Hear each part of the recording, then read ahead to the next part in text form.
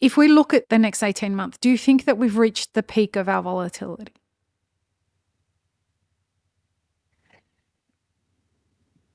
I guess no. If it doesn't rain in Brazil, it's going to be really volatile. Because there's no stock anywhere. And, we already have faced 3-4 years of deficit. Fifth year of deficit will be devastating. And there's nobody producing enough coffee to replace what's gone. So we might hit, and knock on wood, we might hit a moment where there's not enough coffee for everybody if something really bad continues to happen in Brazil. Yeah. Because again, demand continues to be very healthy. Even they're talking about 1-2% drop in demand, which is nothing. It's not really significant. It's at this point 3 million bags, 4 million bags. That's nothing compared to the drop in supply that we've seen in the last 4 years. So we might see a moment where, it just gets really volatile and really expensive.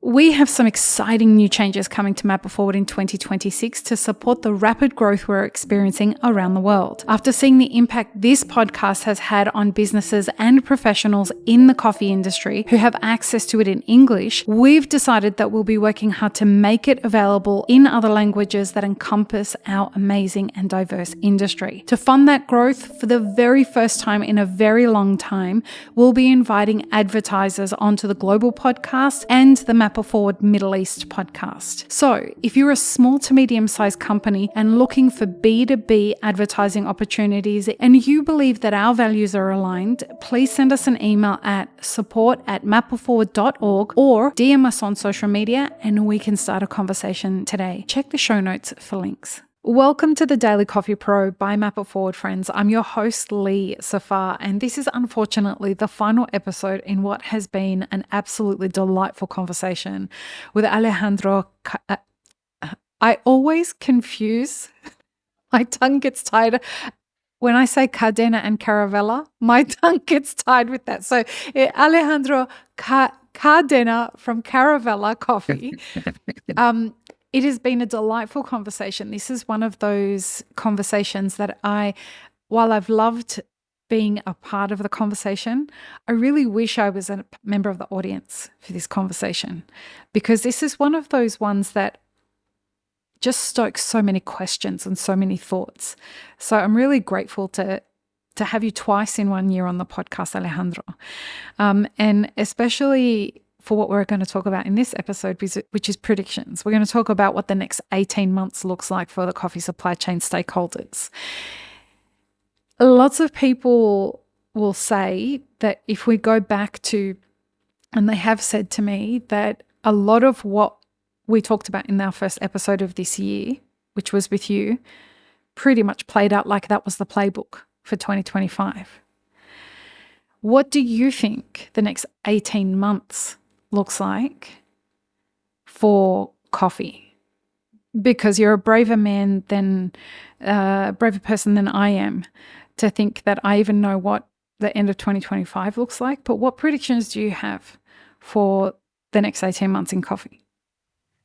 Well, I think I said this in the first podcast. We haven't seen the worst of it yet. The high prices have not really reached most roasters. We're starting to get cold of those coffees. We're starting to see prices creep up, and we're starting to see, tariffs in the US come to effect. So, the effect of higher prices has not fully gone into the consumer side. So I think that's kind of the big uncertainty that we're now facing is what's going to happen with demand. I think that's a big question, and the next 18 months will give us an answer to that question. Will consumers pay up, or will they? There's no way to trade down anymore, right? Coffee is really very expensive everywhere, so there's no way to trade down anymore. There's hardly any old coffee now there. The inventories are at the lowest level, and there's no sources of old coffee anymore. There used to be 2 years ago, 3 years ago, when we saw prices go up. There was plenty of stocks of old coffee and coffee in Brazil and in other parts. We're no longer there. So there's very difficult. It's going to be very difficult to trade down and find cheaper coffee anywhere, and that's gonna drive consumer behavior in the next 18 months. I'm an optimist. I think for the most part, consumers will continue to buy coffee. It's, as I said it before, coffee is comfort. Coffee is something that people look forward to in the morning, and then after a meal or after lunch, right, or in the middle of the morning. It's that excuse to go away from the office, or to kind of forget about things for 10-15 minutes and go out. It's the most social beverage in the world. You can drink it at any time of the day or night, right? So for me, I think coffee demand will stay very resilient.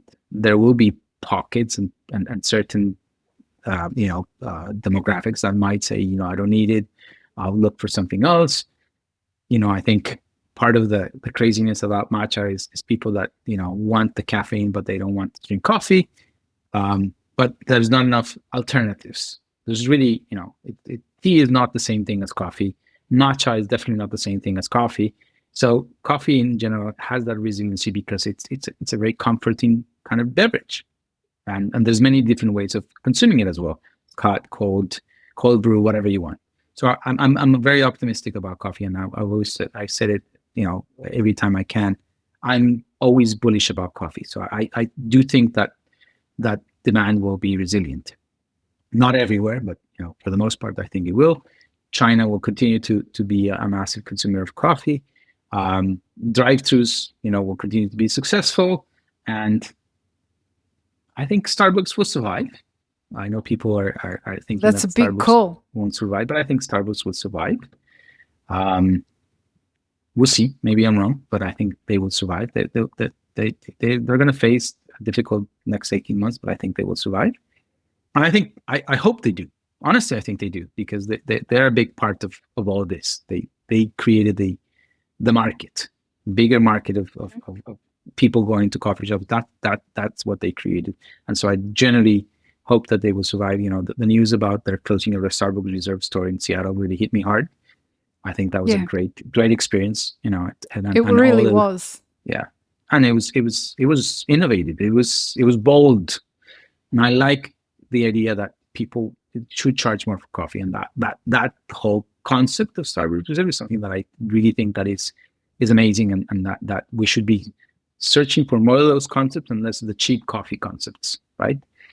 So I think we'll continue to see a lot of volatility, at least for the next 9 months, at least until June of next year, I would say. There's still a lot of uncertainty, and there will continue to be a lot of uncertainty about the Brazilian harvest. And then, we'll come again to that period of uncertainty, what's going to happen with the frost in Brazil. So, even probably until, 12 months from now, we'll still see pretty high prices, above $3 a pound. People don't like me saying it, but I do have to think that we have to be cautious and think, let's plan for the worst. And as I've been saying before, I don't think it's bad. I think it's a great benchmarking of what price of coffee should be. And so in the long term, I think it will be okay. There will be businesses that will not survive. We've seen a few go under in the last 6 months. Not a lot, to be honest. I would think not yet. I don't think we've seen the culling that we're going to see. So we'll probably start to see some businesses go under. We're starting to see business of all sorts go under. So, yeah, this is not just a coffee problem. Right. It's a general economic problem. And we'll continue to see all these geopolitics play into many different angles into the coffee market, both the C market and the markets, right? The individual markets in different territories. So it's going to continue to be volatile, if that there's a name for it, or uncertain. And it's going to be the fight for survival for a lot of businesses. Right? Unfortunately, that's going to happen. Something that I have never thought about before, and I'd hope you don't mind me taking this to a little bit of a dark place. But I think you're the person to help us process this. What happens if geopolitical tensions escalate and there is more war? Let's say there was a world war. What would happen to coffee as a economic, on an economic scale? I've never thought about this before, so I'm processing in real time. But what would happen, do you think? I've never thought about that scenario, the doomsday scenario. I guess with 30th of September, we're probably closer to it than not. And I'm wondering, like, what happens? Maybe none of us know what happens to coffee in that scenario. I haven't thought about it again before, but World War, you mean, right? Yeah, like if there is a world war, do supply chains, would they typically work normally? Because people still have to eat and drink and... Well, I think we only know what happened in World War II. Consumption of coffee went up in World War II. Right. But logistics is a big deal in moments like that, right? So that's the part that I think would get... It will get more expensive. More tense. And it will get more expensive. Not only... Logistics is going to be, way more expensive if there's a war. Because of the threats. Yeah. Just shipping lines will have to be more careful as well. Probably take longer routes. I don't know, just like what happens when there's war with airlines, they have to take longer routes, to avoid certain places that have more activity.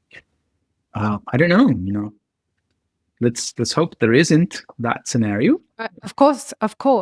But, if we are looking at the next 18 months, it's a viable question to be asking given where we're at in the world. I think I think it's something that we need to be, I think you're telling what I'm hearing from you. Let's start planning for that scenario. I think that at the very least we have to think about, what will happen if that happens. What will I do if that happens, right? I think that is a good calling on your part. Let's hope it doesn't happen, but we definitely have to start planning for the worst. Because I'm not sure what happens. Like the first layer is trade shows go away and all of that, like all of the hype and the bullshit goes away, right? Which one would argue that needs to go away anyway, but that's just a personal thing. We won't talk about that. But on a more serious level, then we need to figure out like what happens on the farm level, what happens in the center of the supply chain, and then what happens on the consuming end, because I guess things will change, but I'm actually not quite sure how that would change.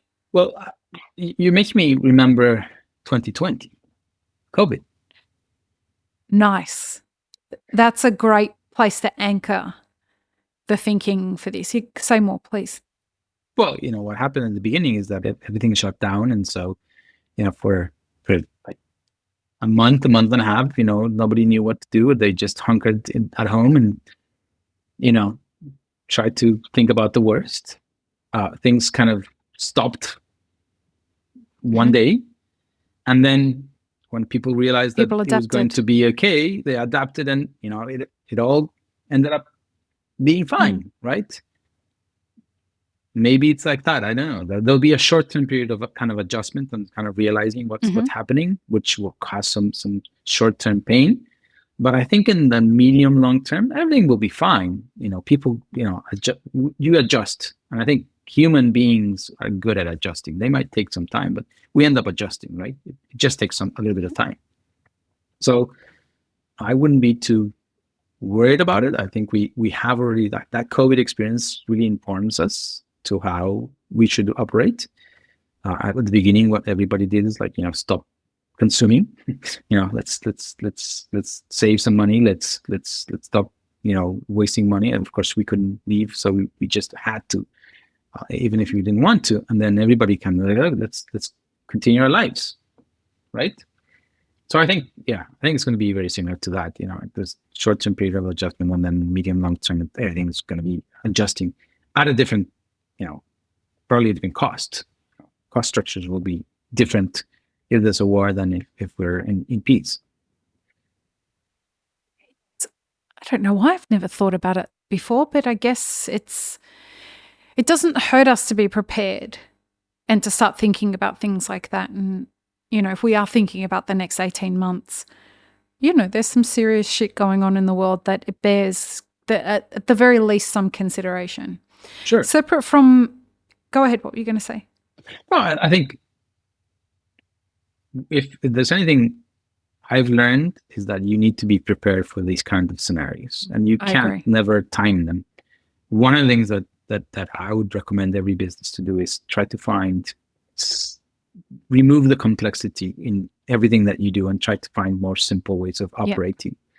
Yeah. And by simple is I just don't mean that by doing less. It's by working out how to do things in a better way that are less complex. I think the coffee industry is quite complex already, and people tend to complicate themselves too much instead of trying to simplify. Mm-hmm. So, for example, the biggest things that I complain about is you have 15 different suppliers when you could have 5.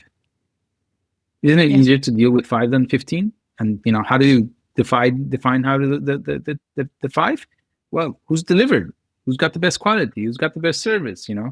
And forget about buying from 15 different suppliers. The other thing I always argue is, why are you buying a spot? You're buying coffee every month, every 15 days. That means every 15 days you have to stop and think, what am I buying next time? Buy forward. If you have already existing relations, buy forward. You buy twice a year. Is there even spot coffee available? Well, there's less and less, but yes, there is still spot coffee available. Okay. There is. We still have some. Check the show notes for details, folks. Very fresh. The good thing is that we have very fresh because it's been moving very, really quickly. Awesome. But simplify, get leaner. There's a lot of fat in the industry as well, and so get leaner. Prepare for the worst, and that's very simple. Simplify, get lean, and think long term. Do you think so? If we look at the next 18 months, do you think that we've reached the peak of our volatility?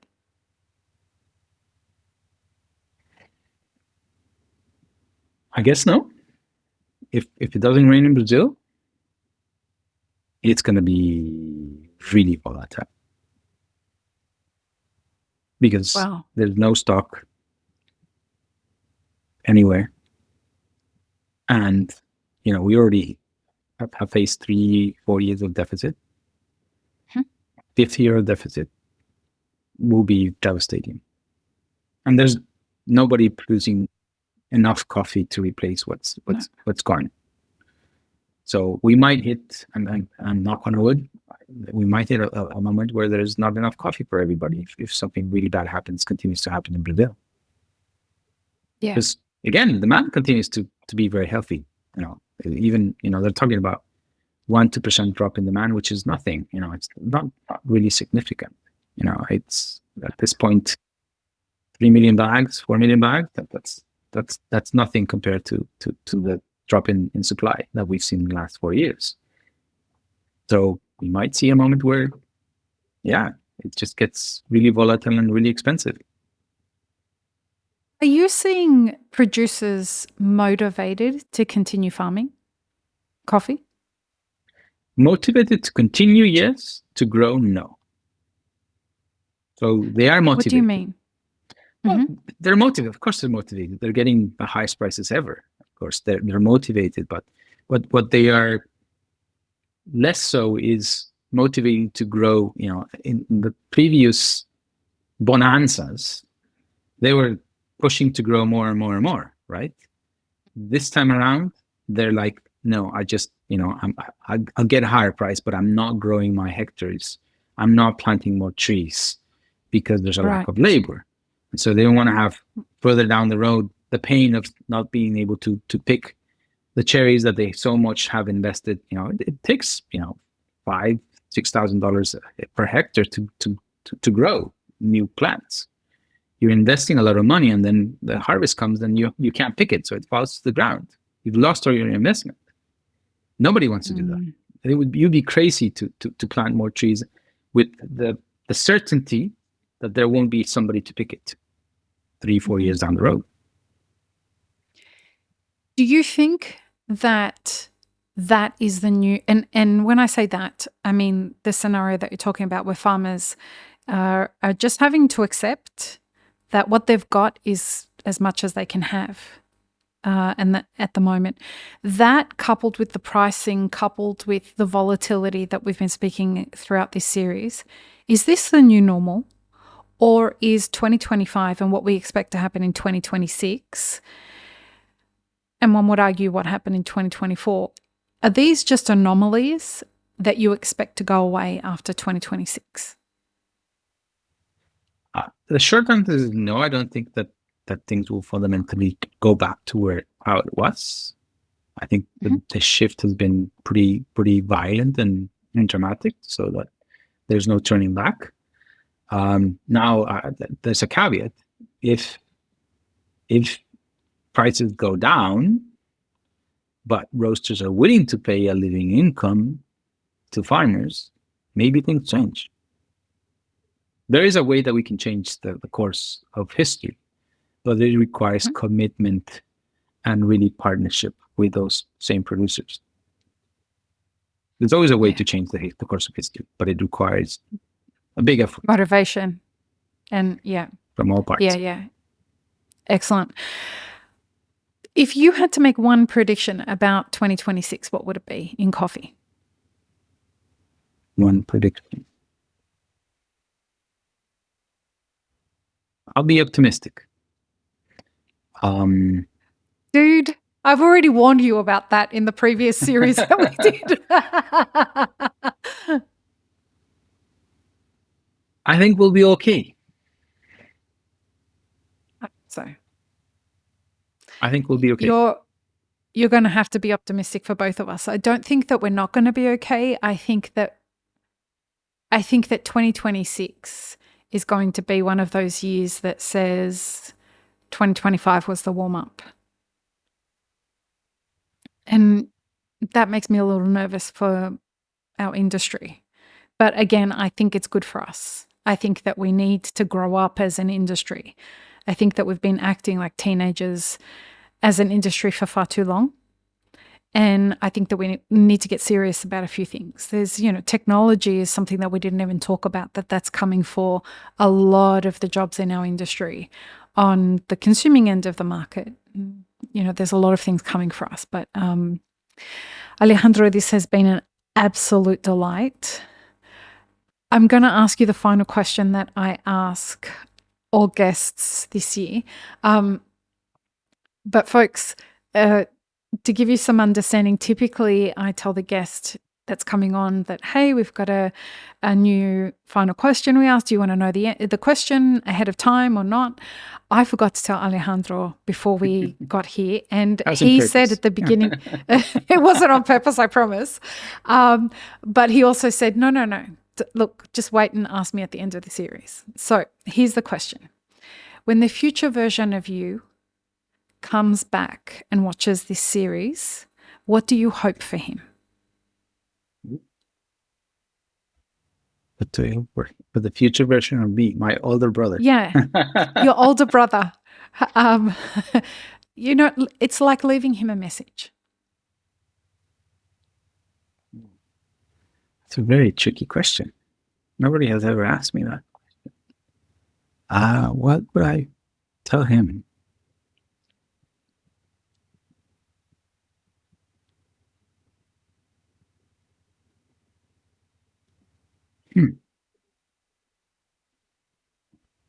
I don't know. It's a very tough question. Well, actually, to him, don't talk too much. You don't talk too much. That's no one would ever accuse you of that, Alejandro. Well, I do sometimes think that I do talk too much. I don't know.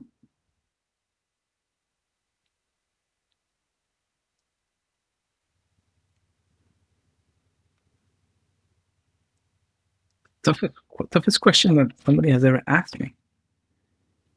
It's a beautiful question though, hey. And I can't think about it. Well, I tell you what, Alejandro is going to think about it and he will tell us, and I will put it in the show notes for this. It's to give folks out there some context where this comes from. Yes, it stemmed from a conversation. The reason we ask every guest now is because we asked it in the series with Yozo from Curaçao. But the reason I asked him is because I leave voice messages to the future version of myself as though I was leaving her WhatsApp messages. And every day I go for a walk and I talk to her. And I tell her what I'm doing now that is conspiring to her success, so that I hope that she has all the things that I want to build for her. So I see her as like my business partner, and that it's my responsibility to create her future. And I'm helping to explain to her what I'm building for her and what I hope for her. So that's where the question comes from. Well, can I answer that question then? Yeah, please go ahead. You should be more vocal. You should talk more. I will co-sign on that. I will do my best. I try to do my best, but sometimes I think I'm being too dramatic. Reserved? Too dramatic. Yeah. Bro, for the record, I don't think that you're a dramatic person. I think that you're actually quite measured. And folks, he hasn't seen his series from earlier this year. He just doesn't want to watch it. But for the record, like, a lot of people took a lot of value out of that. You're not dramatic. You don't overstate things. And I think that you are appropriately measured in the way that you're trying to kind of wake people up and shake them and say, hey, this is not a normal let's party time in coffee. This is the moment to pay attention. This is not the moment to like let the universe just lead you wherever the fuck you want to go. Things are quite serious. And I think we're in a dramatic time. We're in a very volatile time in coffee. See, but I also think that we've been in this pretty bad, vicious cycle for too long. I started talking about the risks of, just banking on one horse or two horses if you include Vietnam. Yep. A long time ago, and nobody really listened to. They thought I was being too pessimistic about it, and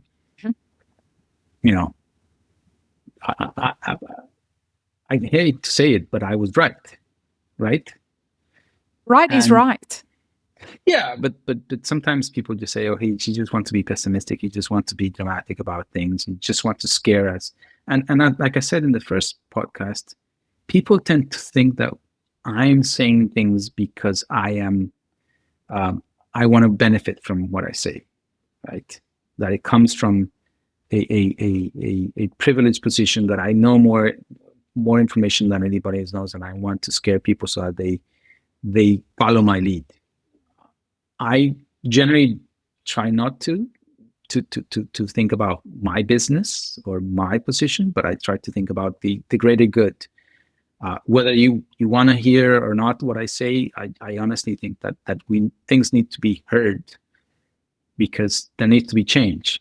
But the feeling that sometimes I get is the opposite now. And now he's coming from his point of view, and he's trying to benefit from his point of view, as opposed to thinking that I'm doing it genuinely, and as neutral as possible as I can.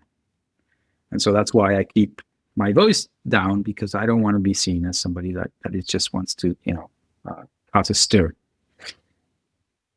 And I would push back on that a little bit, if that's okay, and say that we as a culture, a global culture, we reward people who are optimistic over people who are realists.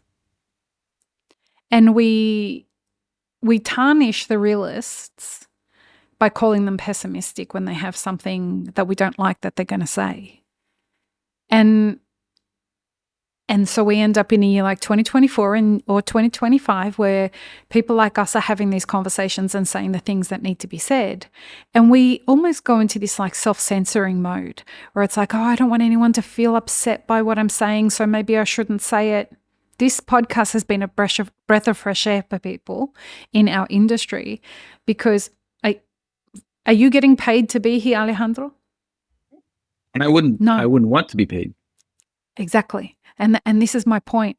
Nobody here is getting paid to spend their time doing this. We are doing this to have a conversation and give people insight into our mindsets and how we're approaching things. And so this is why it is so valuable to be a realist in a moment of volatility like this, and why people like you, in my opinion, should be using their voice more, because we don't have enough leadership in coffee. The people who are professing to be leaders in coffee are trying to encourage people to enter coffee competitions and see the shiny things and do all that at a moment of extreme volatility where we have no idea what 2026 is going to hold for all of us. And I personally think that having the kind of leadership and the voice that says, hey, listen, I need you to kind of pay attention to what's really going on and where we might be headed. That's the kind of information that saves businesses. It saves careers. It saves farmers. So I would encourage you to continue to use your voice. I hope that when he comes back and looks at that and says, I did it, I did use my voice more, because I genuinely, if there's one thing that gives me reason to stay awake at night, it's that we don't have enough leaders in coffee using their voices for the things that could actually get us out of this mess that we're in. And we need people like that. And I wouldn't invite you back onto the podcast if I didn't legitimately think that you were one of those voices. So I want to thank you again. Could you tell everyone where they can get in contact with Caravela? I got so many people contact me last time and say, Leah, I want to buy coffee from a Caravela. How do I do that? I'm like, yeah, he kind of stated it very clearly on the podcast and it's in the show notes. So folks, if you're another one of those people, please just check the fucking show notes. We put the details there for a reason. But Alejandro, please tell everyone how they can get in contact with Caravela. Probably the easiest way is LinkedIn. I'm trying to be very active on that social network. That's where I post most of, if not all, my thinkings about the coffee industry. So yeah, follow me on LinkedIn. And I don't use Instagram that much. So yeah, LinkedIn is probably the best way to get a hold of me. And yeah, I'm open to have more dialogue, more conversations. If I'm wrong, I'm happy to be wrong. I think there should be a lot more, let's say, good conflict, because that gives us, that opens our mind. And one thing that I found in coffee is that people avoid conflict. That's kind of a norm in coffee in general. We all want to be friends and we all want to have a good time, but we don't want to have the difficult conversations. And that's something that needs to change, because we need those difficult conversations to evolve and to grow. Yeah, amazing. I look forward to having you back on the podcast in 2026 so that we can assess. Hopefully no world wars, none of that. But I'm telling you now, if we do head in that direction, you're one of my first calls to come on the podcast, because we're going to have to figure this shit out. I'm sure you're going to have bigger things to worry about, but yeah, I hope that you'll take my call. Anyway, would you sign us off for this series if you wouldn't mind? Yeah. Peace, love, and peanut butter. Have an amazing rest of your day, everyone. Thanks, Alejandro. Bye. Thank you, Lee. It's been a pleasure. This episode is part of a 5-part series produced by Mapper Forward. Check the full playlist and guest details in the show notes, as well as how you can support our work in the coffee industry. Become a premium YouTube subscriber, explore our Patreon and any brands we've partnered with to bring you this podcast. Please don't forget to like, share, and subscribe. It really does help us grow our audience.